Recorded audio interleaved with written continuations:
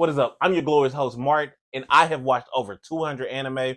I'm here to review them. On today's episode, we are talking about Ragnar Crimson. Ragnar Crimson is an anime that came out, I want to say last year, 2023. And it was something that made a big impact when it dropped, but it quickly went under the radar. Even for myself, it took me a while to actually watch Ragnar Crimson. I seen like just the same raid scene of him. Y'all probably all seen it. It was him fighting some woman, and they were like making a mess of the capital that they were at. But the most viral one is when he destroys somebody mistakenly with one hit. That what made me watch it. So Ragnar Crimson, I'm gonna go ahead and give it an 8 out of 10. Only because it was super, super, super rushed. I feel like it was super rushed. And there were also another thing that I didn't like. Yeah, I'm nitpicking, but there were actually guns at the end of it. I felt like guns kind of threw off the whole aesthetic of it. So Ragnar Crimson is about a man who slays dragons. Like his whole being is slaying dragons, and they're at this point you can call it a dystopia because at one point they were in a modern day society, and you kind of see that throughout the show. But Ragnar Crimson is about a man named Ragnar. He for years battles the dragons, and he eventually has to just send his mind and essence to the past to try to do it over again because he failed so many times, and he has what he says is his curse where he always lives but everybody around him dies. So in this world of dragon slaying, there is this type of metal that in particularly the dragons are really weak against, so it almost always kills. I had to make sure my mic was still on. So this metal is like it's like it was made from the Silver Surfer, like plucked. And so this particular metal slays the dragons. Now everybody can't slay dragons. You can't just pick up this metal and willy nilly you're slaying dragons. You still got to be pretty strong. And as a kid, Ragnar was pretty average. He wasn't like S rank, but he could go into the field and not die. You feel me?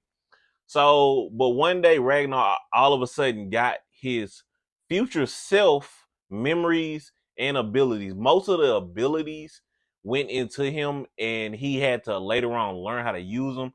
It was kind of like getting a power up before your body was ready for it. Like if you watch My Hero, you know, uh, Deku couldn't use one for all at first, or else his body explode. That's kind of like what Ragnar went through throughout the series.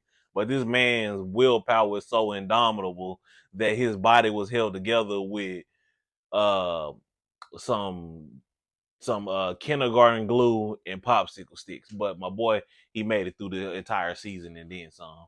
So Ragnar eventually, like he loses a lot of people throughout the show, and so his grudge against the dragons are deeply rooted more than the people on a regular basis, because this is a normal thing for dragons to be taking over the world. And listen, the concept of dragons in this show is a little, well, much different than most shows, because dragons are actually humans in this show, and they come in a different variety with different powers and abilities, and all of them are S rank, it seemed like. In the human race, they had really no chance in winning. It was like over with when it started. But like I said, there are people who can slay dragons. You got very few who are S rank. A lot of people in this show, like I would say probably A and B, who actually slay dragons. But you got Ragnar, and then you have this princess who was born without arms, if I remember correctly. Yeah, she was born without arms, but she gained the ability to use basically telekinesis, and she forged some of the best swords to slay dragons out of this metal. And I keep forgetting what the metal is called. It eludes me so much it eludes me. But Ragnar had eventually came up with this battle art of what he called, where it was perfected in order to slay dragons. And Ragnar used one of his particular swords for so long that it was embedded in his very soul. So his body became this metal in a sense, to where Ragnar himself was the ultimate dragon killing weapon. And he would just go off willy nilly, just like if he smelt the dragon, he on their case automatically. So Ragnar Crimson, I think it was maybe, I'm probably gonna get it wrong again, maybe 24 episodes. So the length of it was really nice. I still want to see a season 2 though. So Ragnar runs into different friends, people he ran into before. He's remembering slowly. So, like I said, Ragnar has most of his power, but not all of his memory. So that kind of hinders him. But I love that aspect of it, him growing again into the person he's already become.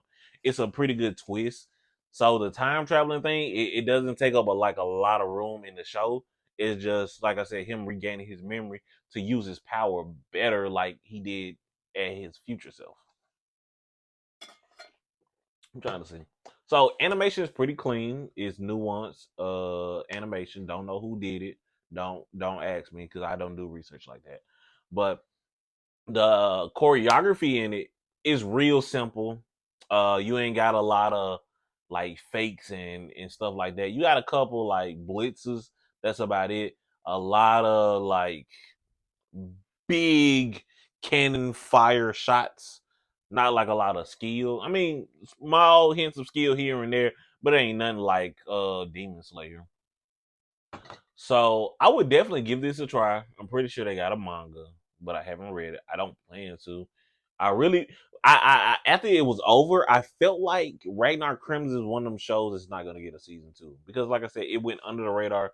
There's no mentions of it at all now. I haven't heard anything about it at all. I don't even hear people talk about Ragnar Crimson.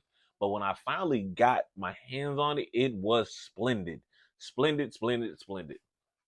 It just like I said, I felt like it was rushed. Like once you finish watching it, it feels like one of those shows or movies that goes on for episodes, but it really was like a 2-day thing almost.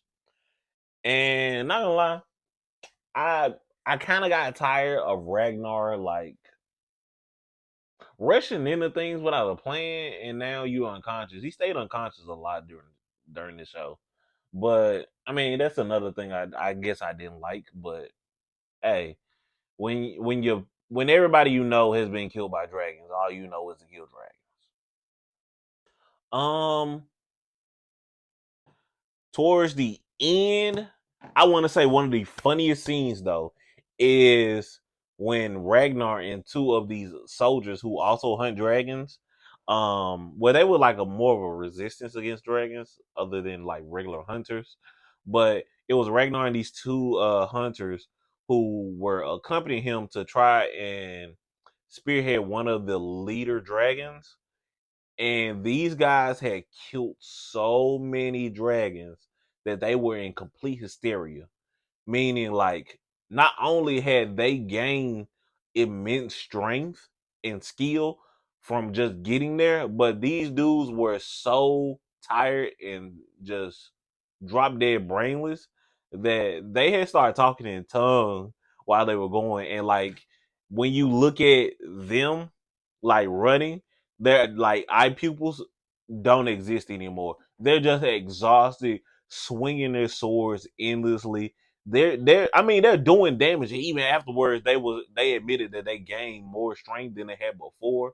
Still, that they couldn't compete with Ragnar, but it was the fact that Ragnar wasn't willing to quit, and neither were they. So they eventually got stronger throughout that process.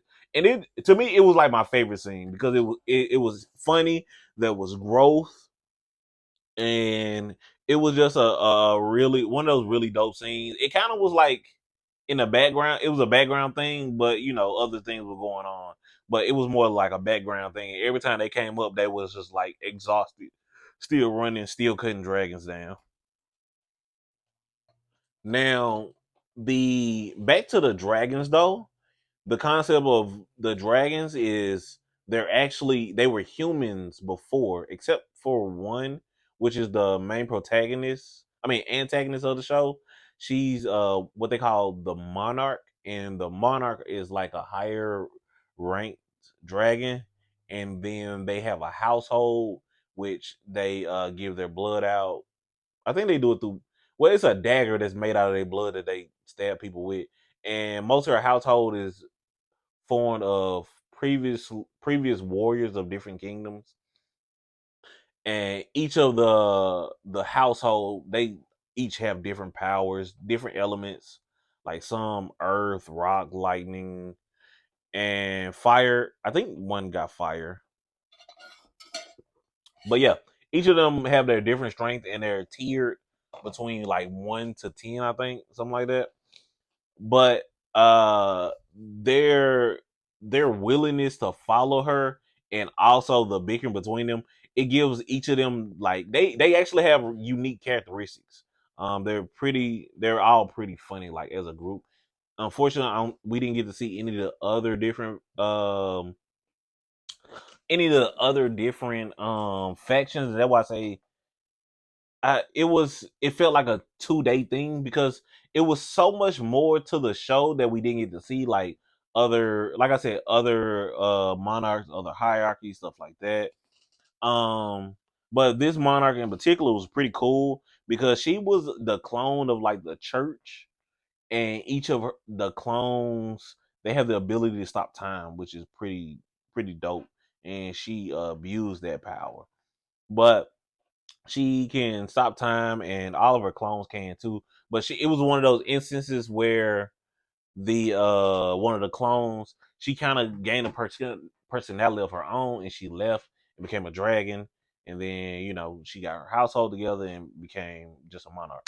I don't like the whole though. She and it was like it was she revealed it later on, but she's the, oh my gosh, I can't stand people dying and killing people, but she massacres like a handful of people. But more than anything, she gets her household to do it, so she feels like she's still doing a good job. And that whack, boo, you're still a piece of trash. But her general, not like her, not really her general, but like he's ranked one basically in her household. This dude who's what is it, Lightning Kamui, something like that. But before he was even a dragon, he was an immensely powerful human.